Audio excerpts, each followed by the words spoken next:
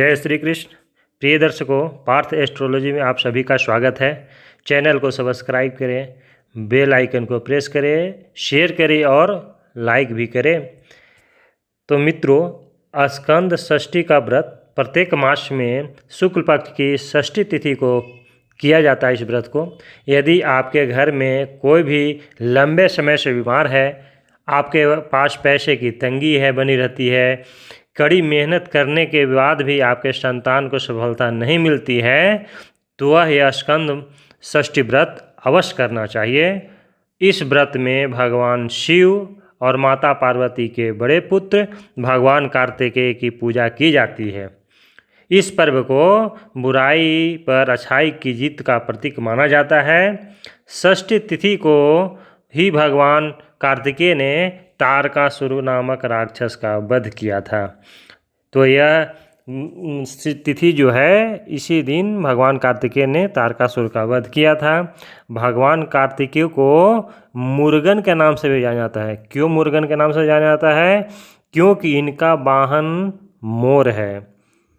इस षष्ठी तिथि को स्कंद षष्ठी इसलिए कहा जाता है कि माँ दुर्गा के 5वें स्वरूप स्कंद माता है, जो भगवान कार्तिकेय की माता के रूप में जाना जाता है।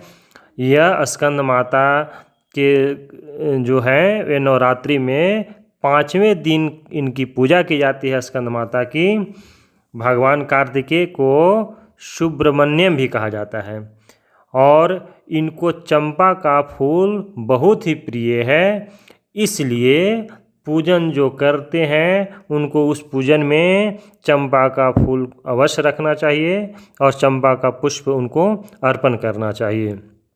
स्कंद षष्ठी का व्रत का महत्व बहुत है, इसकी विशेषता बहुत ही है। यह विशेषता के रूप में इस षष्ठी को व्रत को जो करते हैं उनको इस महत्व को भी जानना चाहिए कि महत्व क्या है।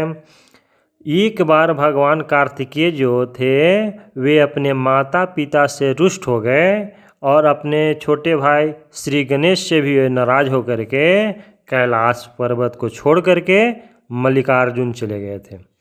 वे वहां जा कर के वहीं पर निवास किए और कुछ समय के बाद जब देवलोक में तारकासुर का आतंक जब फैल गया, जब वहाँ राक्षस तारकासुर ने आतंक मचाना शुरू कर दिया, तब सभी देवतागण परेशान हो गए।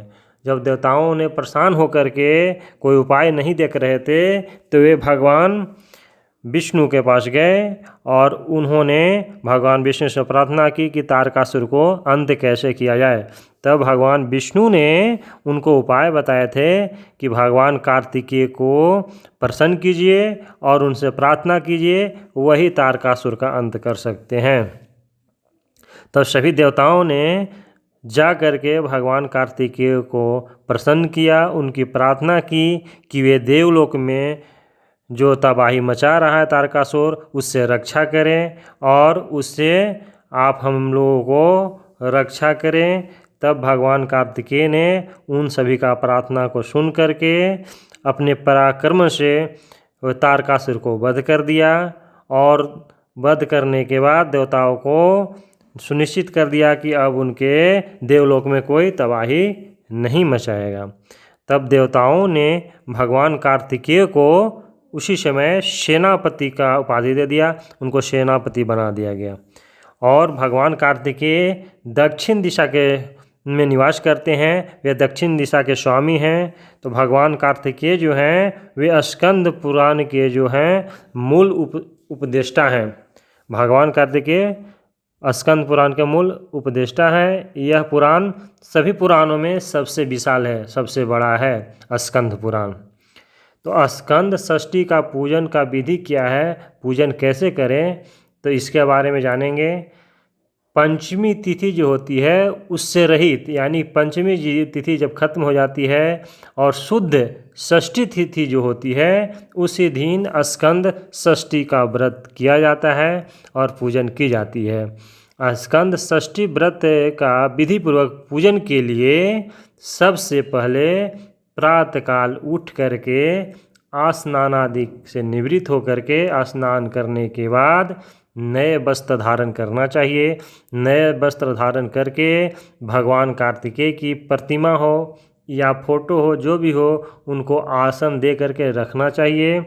और आसन देकर रखने के बाद उनको षोडशोपचार से या पंचोपचार से पूजन करें। और पूजन करने के बाद उनका भोग लगावें, उनका आरती करें। और पूजन में घी और दही जो होता है वे अवश्य रखें। वो सबसे प्रिय चीज़ है उनको, घी और दही, तो ये पूजन में अवश्य रखना चाहिए। और पूजन के बाद, आरती के बाद, ये मंत्र के द्वारा भगवान कार्तिक को आराधना करना चाहिए। वो मंत्र है ओम तत्पुरुषाय विद्महे महासैन्या धीमहि तन्नो स्कंधा प्रचोदयात्। ओम तत्पुरुषाय विद्महे महासैन्या धीमहि तन्नो स्कंधा प्रचोदयात्। तो इस मंत्र से भगवान कार्तिक का आराधना करें। स्कंद षष्ठी व्रत करने से संतान के सुख की प्राप्ति होती है और रोग दुख दरिद्रता से भी मुक्ति मिलती है। इसलिए स्कंद षष्ठी का व्रत अवश्य करना चाहिए। जिनको संतान की प्राप्ति नहीं हो रही है वे अवश्य करें इस व्रत को। तो स्कंद षष्ठी व्रत में बस आज इतना ही। जय श्री कृष्ण।